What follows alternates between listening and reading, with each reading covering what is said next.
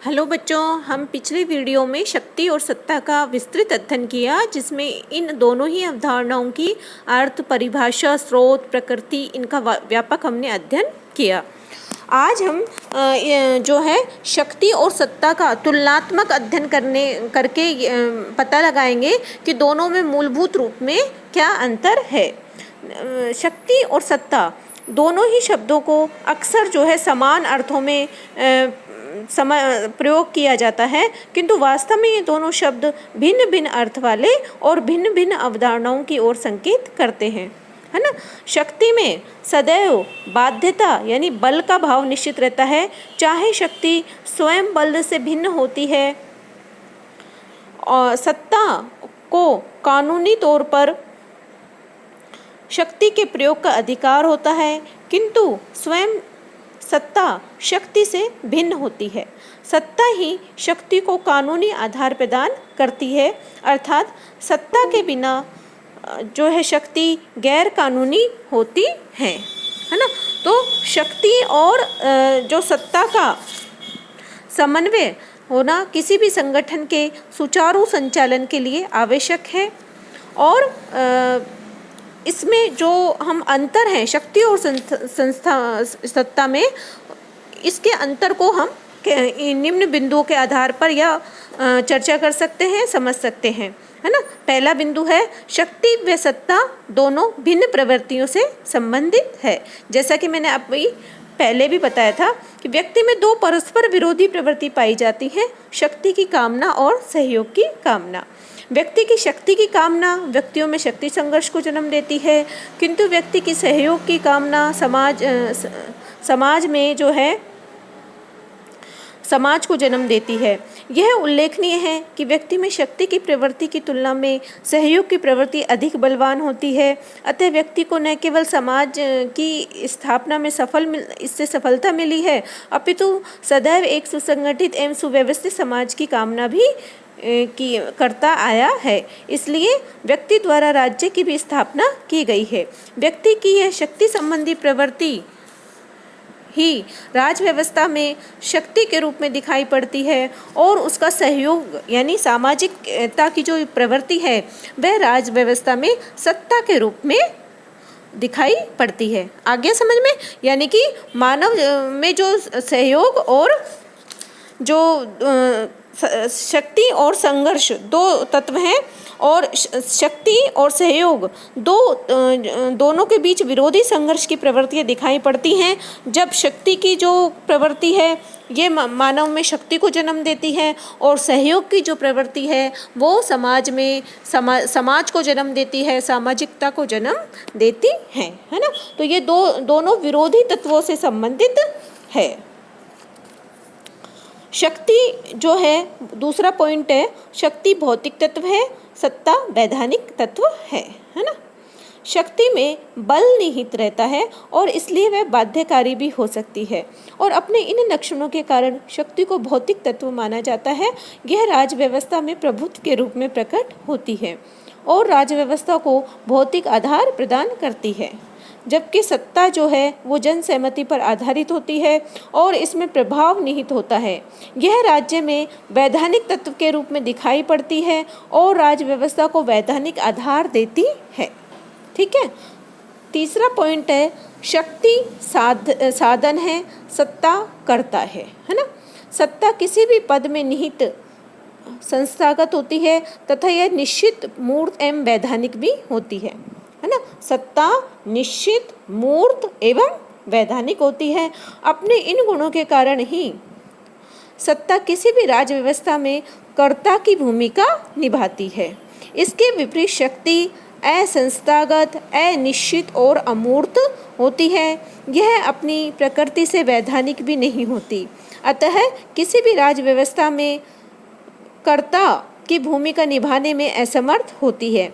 वस्तुतः किसी राज व्यवस्था में सत्ता ही कर्ता की भूमिका निभाती है और यह शक्ति को एक साधन के रूप में प्रयोग करती है। शक्ति यह भले ही अपनी प्रकृति से शक्ति वैधानिक नहीं होती, किंतु जब सत्ता के द्वारा शक्ति का प्रयोग किया जाता है तो इसे वैधानिकता प्राप्त हो जाती है। तीसरा पॉइंट आया समझ में कि जो शक्ति है वो असंस्थागत है ना, अनिश्चित है और अमूर्त है, और सत्ता संस्थागत है, निश्चित है और मूर्त है। चौथा हमारा पॉइंट है मूल्य की दृष्टि से अंतर, यानी शक्ति एक साधन है, अतः यह मूल्य निरपेक्ष होती है, किंतु सत्ता सदैव मूल्य सापेक्ष होती है। सत्ता परंपरा, रीति रिवाज, इतिहास, कानून, जनमत आदि द्वारा स्वीकृत मूल्यों को स्वीकार करती है, यानी सत्ता पर क्या नियंत्रण के साधन हैं ये, है ना। सत्ता पर क्या क्या नियंत्रण है, परंपरा है, कानून है, जनमत है, ये सब जो है सत्ता को सीमित करने का काम करते हैं। दूसरी ओर जो है इसके अंतर के कारण सत्ता विवेक युक्त होती है तथा शक्ति विवेक निरपेक्ष होती है ना। जब शक्ति सत्ता के अधीन कार्य करती है तो यह सत्ता के नियंत्रण के कारण मूल्यात्मक एवं विवेक युक्त ढंग से कार्य करती है तथा यह व्यवस्था को बनाए रखने में सहायक होती है।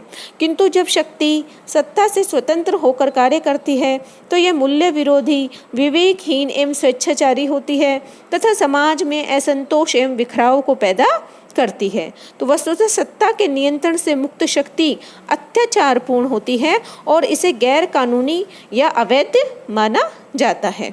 आ गया, चौथी बात आई समझ में कि शक्ति जो है एक साधन है, ये मूल्य निरपेक्ष है, जबकि सत्ता जो है मूल्य सापेक्ष होती है ना। और शक्ति जो है वो अवैध है और गैर कानूनी है, सत्ता वैध है और कानूनी है। पांचवा पॉइंट है सत्ता का निवास किसी भी पद या संस्था में होता है। यह निश्चित और मूर्त भी होती है। यह अपनी प्रकृति से वैधानिक भी है। अतः किसी उच्च सत्ता द्वारा किसी निम्न सत्ता को अपनी सत्ता का प्रत्योजन किया जा सकता है ना। प्रत्योजन यानी डेलीगेशन, अपनी शक्ति का हस्तांतरण करना, अधीनस्थों को हस्तांतरण करना।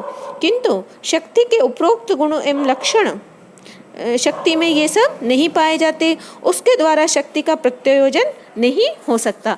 यानी शक्तिवान अपनी शक्ति का जो है हस्तांतरण नहीं कर सकता, प्रत्योजन नहीं कर सकता, जबकि सत्ताधारी जो है अपनी सत्ता का या अपनी जो है पावर का, जो अथॉरिटी का डेलीगेशन कर सकता है। यानी जो भी अधिकारी है उसको कहीं काम है, यदि वो बीमार पड़ गया या कहीं चला गया तो उसे उसके जो है अनुपस्थिति में किसी दूसरे अधिकारी को उसकी सत्ता का हस्तांतरण कर दिया जाता है और वह उसका कार्यभार देखता है। लेकिन सत्ता स्वयं जो है एक प्रच्छन्न रूप में विद्यमान रहती है सत्ता शक्ति धारक में, इसलिए शक्ति का जो है वो प्रत्योजन नहीं किया जा सकता, है ना।